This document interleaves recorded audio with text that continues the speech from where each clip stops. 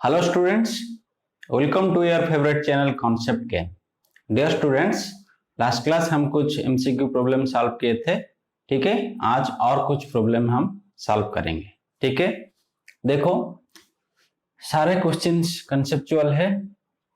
तो जितने भी मैं सवाल करवाऊंगा सब में कुछ ना कुछ कंसेप्ट तुम्हें मिलता जाएगा। ठीक है, डिफरेंट बुक से मैं क्वेश्चन ले रहा हूँ। S C Verma, D C Pandey, ये सब सारे बढ़िया बढ़िया बुक से एकदम कंसेप्चुअल सवाल में सॉल्व कर रहा हूँ। ठीक है, तो इस सब को तुम लोग नोट करो और प्रैक्टिस करते जाओ। कंसेप्ट क्या मिल रहा है उसको याद रखो। देखो क्वेश्चन पूछा है, 3 photons coming from excited atomic hydrogen sample are picked up. ठीक है, their energies are 12.1 electron volt, 10.2 electron volt, 1.9 electron volt. These photons must come from a single atom, 2 atoms, 3 atoms, either 2 atoms or 3 atoms. ठीक है, इसका answer होगा D होगा, क्योंकि देखो अभी कैसे होगा। देखो यहाँ पे 3 प्रोटॉन्स नहीं है, शायद 3 फोटोन होगा, प्रोटॉन नहीं तो फोटोन होगा शायद। सवाल में चेक करता हूं, फोटोन शायद है। हाँ फोटोन्स, प्रोटोन नहीं है, फोटोन होगा। ठीक है, फोटोन का एनर्जी होता है भाई, प्रोटोन का कहाँ। तो ये जो फोटोन्स निकल रहा है, 3 फोटोन्स को ऑब्जर्व किया गया, क्या मिला? 12.1 electron volt, 10.2 electron volt, 1.9 electron volt. ठीक है, तो वो बोल रहा है, क्वेश्चन पूछ रहा है कि कितने एटम्स हैं, कितने एटम्स पॉसिबल हैं। यहाँ पे 2 या 3 हो सकता है, क्योंकि देखो ये जो एनर्जी निकल रहा है फोटोन के आकार से, फोटोन के रूप में, ठीक है, जो ये जो एनर्जी निकल रहा है मीन्स रेडिएशन निकल रहा है, एमिशन ऑफ एनर्जी, याद कर रहे हो ना। तो ये सारे हाइड्रोजन एटम से हो रहे हैं, सारे हाइड्रोजन एटम से हो रहे हैं। क्योंकि देखो हमें टोटल इलेक्ट्रॉन का फॉर्मूला, टोटल एनर्जी का फॉर्मूला क्या मिला था? टोटल एनर्जी ऑफ इलेक्ट्रॉन का फॉर्मूला मिला था -13.6 इंटू Z²/n², ये फॉर्मूला मिला था। ठीक है, टोटल एनर्जी ऑफ इलेक्ट्रॉन, और इलेक्ट्रॉन का एनर्जी क्या है? वो जो भी सेल में रहेगा, ठीक है, वो जो भी सेल में रहेगा उसी सेल का जितना एनर्जी रहेगा वो इलेक्ट्रॉन का एनर्जी बन जाएगा। मीन्स ये है nucleus, K shell, L shell, M shell, N shell. ठीक है, के को क्या हम बोलते हैं? हम फास्ट सेल, फास्ट सेल या ग्राउंड स्टेट। एल वाला है सेकेंड, उसके बाद थर्ड, उसके बाद फोर्थ, ऐसे है। तो यहाँ पे एन के जगह 1 2 3 4 ऐसे पुट होगा। ठीक है, और जेड के जगह एटॉमिक नंबर पुट होगा। ठीक है, जो भी एटम देगा।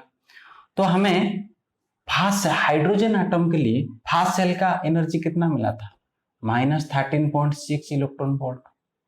हाइड्रोजन एटम के लिए हम कितने पुट करेंगे? जेड के जगह 1 और फास्ट सेल के लिए 1, तो कितना हो जाएगा? फास्ट सेल का एनर्जी कितना हो जाएगा? 13.6 इलेक्ट्रॉन वोल्ट। सेकेंड सेल का ये हुआ फास्ट सेल। ठीक है, मैं फिर से लिखता हूं, नोट कर लो।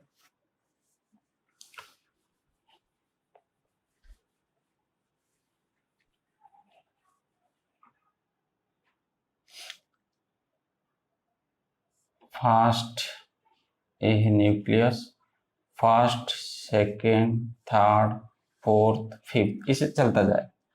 तो जो फास्ट सेल है मीन जो के सेल हम लोग बोलते थे, फास्ट सेल का एनर्जी कितना होगा? -13.6।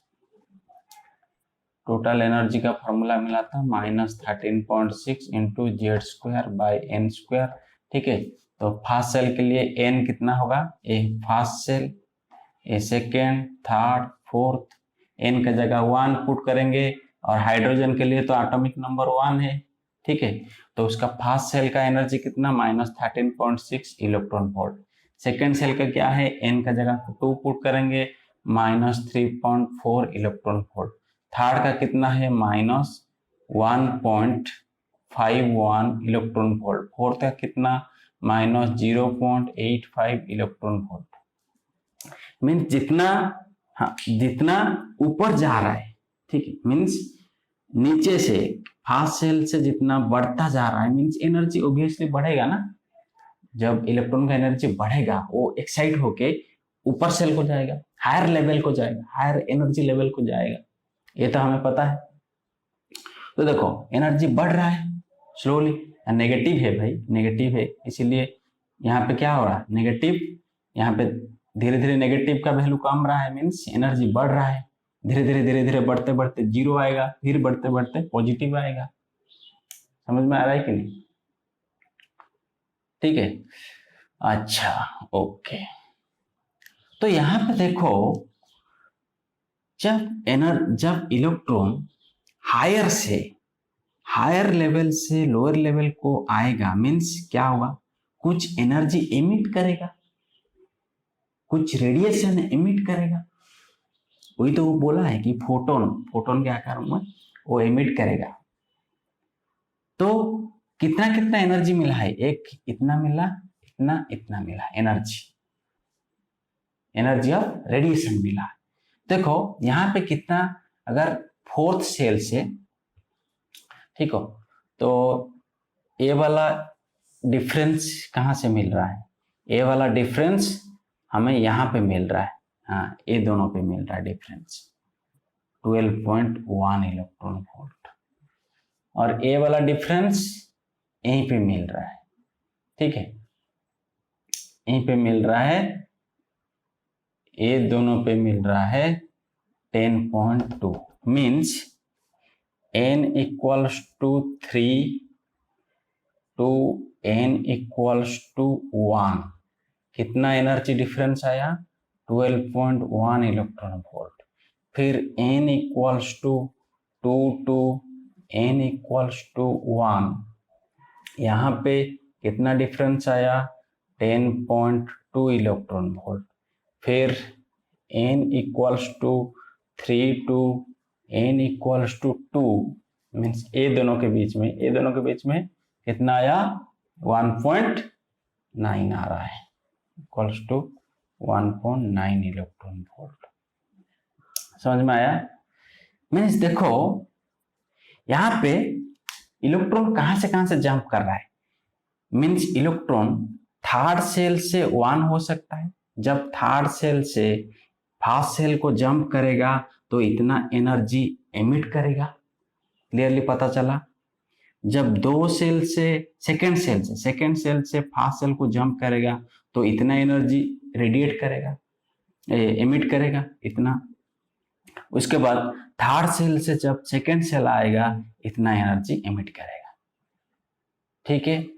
और हाइड्रोजन, ये सब किसका एनर्जी है, हाइड्रोजन के लिए क्या हम कंसिडर किए ना, हाइड्रोजन एटम के लिए, हाइड्रोजन का एटॉमिक नंबर क्या है 1 है, हम 1 पुट करके ये सारा वैल्यू निकाले, सब हाइड्रोजन एटम है, ठीक है। मीन हाइड्रोजन एटम और हाइड्रोजन लाइक एटम मीन्स एक इलेक्ट्रॉन होगा एटम, ठीक है।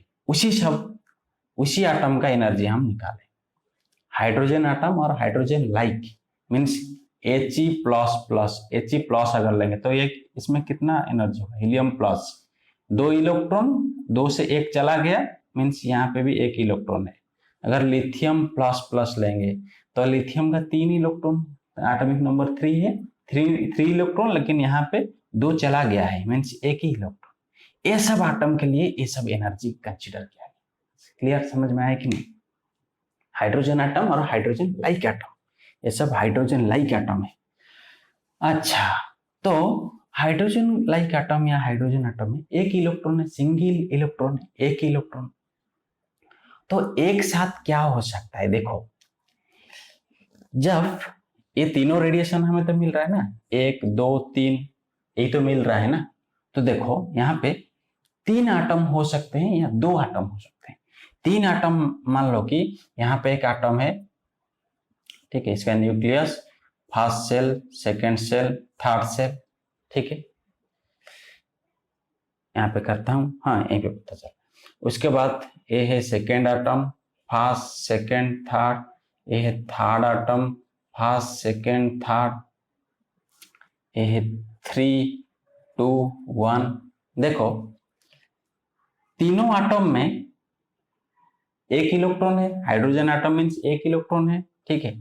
तो एक आटम हमें क्या मिल रहा है, ये तीनों एनर्जी मिल रहा है ना, मीन्स इलेक्ट्रॉन कहां से जंप करेगा, 3 to 1 कर सकता है, 3 से 1 मीन्स 3 से 1 किया, 3 से 1, 3 to 1। मैं इसको थोड़ा बड़ा करता हूं क्योंकि यही तो समझने वाला चीज है, तो इसको मिटा देता हूं अभी। देखो यहाँ पे एक एटम है, first shell, second shell, third shell, यहाँ पे अंदर एटम है, फर्स्ट सेकेंड थर्ड, यहाँ पे और एक एटम है, फर्स्ट सेकेंड थर्ड, ठीक है। तो यहाँ पे थर्ड सेल, यहाँ पे थर्ड सेकेंड 1 3 2 1 3 2 1।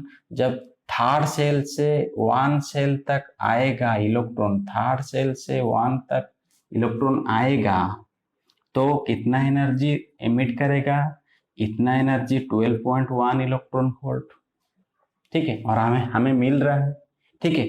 उसी समय साइमल्टेनियसली मीन्स उसी टाइम ए एटम में कितना होगा, 2 से 1 हो सकता है, ठीक है, 2 से 1, हाँ 2 से 1 मिला, ठीक है। और थर्ड एटम में क्या होगा ना, कितना 3 to 2 हो रहा है, 3 to 2 हो रहा है, हाँ ठीक है, 3 to 2 हो रहा है, 3 to 2 हो रहा है। तो हमें कितना मिला, 1 to 9, ठीक है, सही बात है, 3 to 2 हुआ। सो तीनों अलग अलग एटम में ऐसा हो गया, 3 to 1, 2 to 1, 3 to 2, ठीक है। इलेक्ट्रॉन का ट्रांजिशन 3 to 1 हो रहा है, इलेक्ट्रॉन का ट्रांजिशन दूसरे एटम में 2 से 1 हो रहा है, और तीसरे एटम में 3 से 2 हो रहा है, ठीक है। तो हमें मिल रहा है कितना, 12.1, 10.2 और यहाँ पे मिल रहा है 1.9। एक पॉसिबल है, 3 एटम हो सकते हैं, नहीं तो 2 एटम भी हो सकते हैं, 2 एटम में हमें 3 मिल सकता है। कैसे, देखो एक एटम लिया और दूसरे एटम लिया, 1 2 3 1 2 3, ठीक है, 3 2 1 3 2 1, ठीक है। तो एक एटम में क्या हो सकता है, एक एटम में इलेक्ट्रॉन 3 to 1 आ सकता है, 3 to 1 आ सकता है, उसके बाद 2 to 1 आ सकता है, ठीक है। यहाँ पे डायरेक्ट जंप किया 3 to 1 तो कितना एनर्जी एमिट किया, 12.1। नहीं तो इलेक्ट्रॉन 3 to 1 ऐसे आ सकता है, देखो 3 से 2 आया, कितना एनर्जी एमिट किया, 3 से 2 आया, 3 से 2 आया, कितना एनर्जी एमिट किया, 1.9। फिर 2 से 1 आया, 2 से 1 आया, कितना एनर्जी एमिट किया, 10.2। यहाँ पे 2 एनर्जी मिल सकता है, ठीक है। और दूसरे एटम में क्या होगा, दूसरे एटम में क्या होगा, डायरेक्ट 3 to 1 आ सकता है, समझ में है कि नहीं, डायरेक्ट 3, यहाँ पे क्या हो रहा था, यहाँ पे 3 से डायरेक्ट 1 आया ना, डायरेक्ट 3 से 1 आया, इसीलिए 12.1, डायरेक्ट 12.1, ठीक है। हम ऐसे कंसिडर कर सकते हैं, हमें पूछा है कि कितने एटम पॉसिबल हो सकता है, ठीक है, 2 या 3 हो सकता है।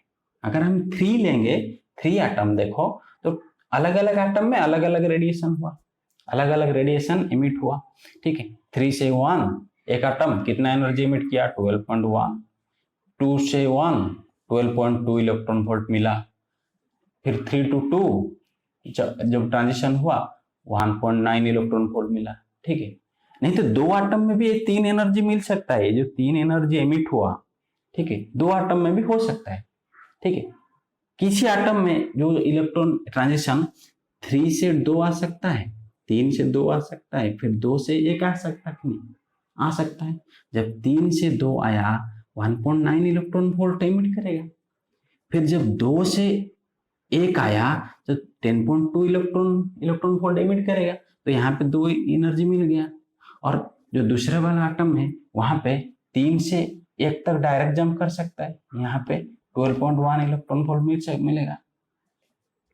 समझ में आया कि नहीं? 2 आटम हो सकते हैं या 3 आटम हो सकता है, ठीक है? 2 या 3 आटम लेके हमें तीनों एनर्जी मिल सकता है। एक आटम में नहीं होगा।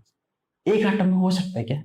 अगर मान लो कि एक आटम, ठीक है, अगर एक आटम है, यहाँ पे देखो एक में नहीं होगा, 1 2 3, ठीक है, हाइड्रोजन के पास 1 इलेक्ट्रॉन है, तो इलेक्ट्रॉन कहां से जंप करेगा? आइदर 2 से 1, नहीं तो 3 से 2, ठीक है, नहीं तो 3 से 1। अगर इलेक्ट्रॉन 3 से 1 तक जंप कर गया तो यहीं पे काम खत्म, सिर्फ एक ही एनर्जी मिलेगा, ठीक है, बाकी 2 नहीं मिलेगा।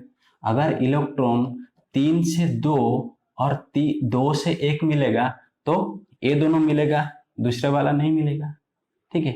अगर इलेक्ट्रॉन 2 से 1 जाएगा, ठीक है, सिर्फ यही वाला एनर्जी मिलेगा, बाकी 2 नहीं मिलेगा। एक एटम से ये तीनों हम नहीं मिल सकता, कम से कम 2 या 3 मिलेगा। क्लियर ना? समझ में आया? नोट कर लो, नोट कर लो।